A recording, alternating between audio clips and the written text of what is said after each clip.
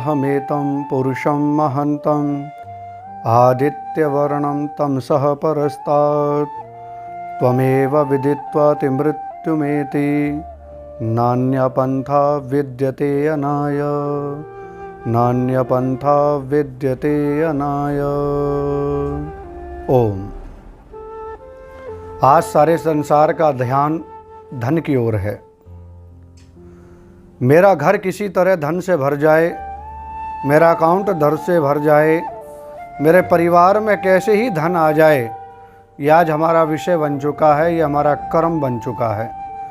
लेकिन इस भयावह परिस्थिति में कभी हम विचार नहीं करते, कभी हम सोचते नहीं हैं क्या यह धन हमारा हुआ है, क्या इस धन को हम पहले से लेकर के आए हैं, क्या इस धन को हम लेकर के जाएंगे। इस विषय पर हमारा चिंतन नहीं है। आज इसी धन के कारण जो किसी का नहीं है, जो किसी को सुख नहीं दे सकता, किसी को शांति नहीं दे सकता, किसी को आनंद नहीं दे सकता, उसी धन के लिए आज भाई भाई की खून का प्यासा बना हुआ है। आज रक्त के पिपासु एक दूसरे के हम बने हुए हैं। आज चाहे किसी की भी जीव हत्या करनी पड़ जाए, मानव की हत्या करनी पड़ जाए, लेकिन मैं आपसे निवेदन कर दूं, आज उस धन के लिए हम कदापि पीछे नहीं हटते। लेकिन वेद भगवान कहते हैं कि वयम श्याम पतयो रहीणाम, कि हम लोग धन ऐश्वर्य के स्वामी बने। लेकिन कैसे धन के? कि जो परोपकारी रूपी धन है, जो ऐश्वर्य के साथ, आनंद के साथ और पूरे परिश्रम के साथ है, वो ऐसा धन कि जिसको किसी के कष्ट के आधार पर नहीं प्राप्त किया गया है, किसी के पेट को काट करके प्राप्त नहीं किया गया है, किसी के छल और बल से किसी को लूट करके नहीं प्राप्त किया गया है, ऐसा ही धन हमारे जीवन को उन्नत करता है। माताओं, बहनों, भक्तपुरुषों, मैं आपसे निवेदन करना चाहता हूं कि अगर आप भी अपने जीवन को उन्नत करना चाहते हैं तो आपको पवित्र धन की ओर बढ़ना पड़ेगा। 4 दोस्त थे, चारों ने चोरी की, और जब उस चोरी के धन को लेकर के वो चलने लगे, भागते भागते भागते काफ़ी दूर निकल चुके थे। अंत में थकान हुई, किसी सुंदर वृक्ष के नीचे बैठने का, छाँव में बैठने का उनका उद्देश्य पूर्ण हुआ। और जैसे ही वो बैठने के लिए तत्पर हुए तो बैठते ही मन में विचार आया क्यों ना भोजन मिल जाए, क्यों ना ऐसी सामग्री प्राप्त हो जाए कि जिसको खा करके थोड़ा विश्राम करके इस लूटे हुए धन को हम बांट सकें।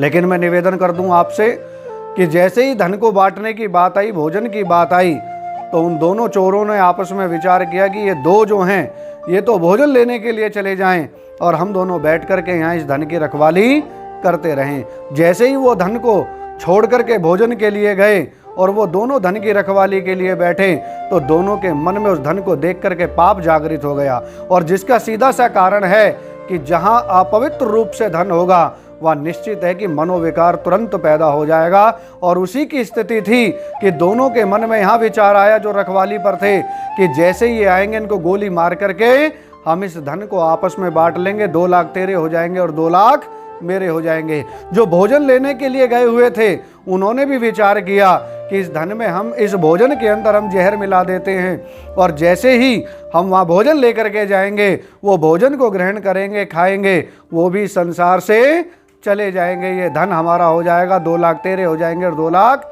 मेरे हो जाएंगे। लेकिन विधि के विधान को कुछ और ही होना था। मैं आपसे निवेदन कर दूं कि जैसे ही वो भोजन लेकर के आते हैं तो उन्होंने अपने नियम के अनुसार, अपनी इच्छा के अनुसार जो प्लानिंग उन्होंने की हुई थी, उन्होंने गोली मार करके उन दोनों चोरों को मार दिया। लेकिन बंटवारे से पहले सोचा कि भूख काफ़ी तीव्र है तो क्यों ना हम पहले क्षुधा को तृप्त करें और उसके पश्चात हम इस धन को आपस में बांट करके आनंद का उपभोग करें।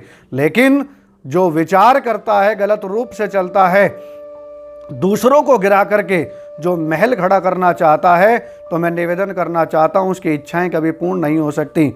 इसलिए जैसे ही उन्होंने भोजन को ग्रहण किया और भोजन को ग्रहण करने के पश्चात वो दोनों भी जहर युक्त भोजन को खा करके समाप्त हो गए। वहाँ धन पड़ा रह गया, वो दोनों भी नहीं रहे और ये दोनों भी नहीं रहे। अंत तो गत्वा धन पड़ा पड़ा कहता है कि अरे मनुष्यों, हे दुनिया के लोगों, तुम चारों ने मेरे लिए इतना यत्न किया, प्रयत्न किया, लेकिन आज उसके उपभोग के लिए तुम नहीं हो और मैं अकेला पड़ा हुआ तुमसे कह रहा हूं कि अगर धन को प्राप्त करना चाहते हो, ऐश्वर्य को प्राप्त करना चाहते हो, धन और ऐश्वर्य के स्वामी बनना चाहते हो, तो एक दिन आप पुण्य की कमाई को अपने घर में लाएं, परिश्रम की कमाई को लेकर के आएं, पुरुषार्थ की कमाई को लेकर के आएं और ऐसी कमाई लेकर के आएं कि जिससे हम संसार का भला कर सकें। तो वही धन हमारे लिए पल्लवित हो सकता है, पुष्पित हो सकता है और हमारे जीवन को आनंद देने वाला हो सकता है, हमारी संतान के निर्माण में लग सकता है, हमारी आवश्यकताओं की पूर्ति को पूर्ण कर सकता है। तो इसलिए मैं आपसे निवेदन करना चाहता हूं कि जब भी अपने घर के अंदर धन का संग्रह करें तो ऐसा धन होना चाहिए कि जिससे लोग भी बदल सके, परलोक भी बदल सके और आपके जीवन में आनंद की किरणें भी प्रज्वलित तो हो सकें।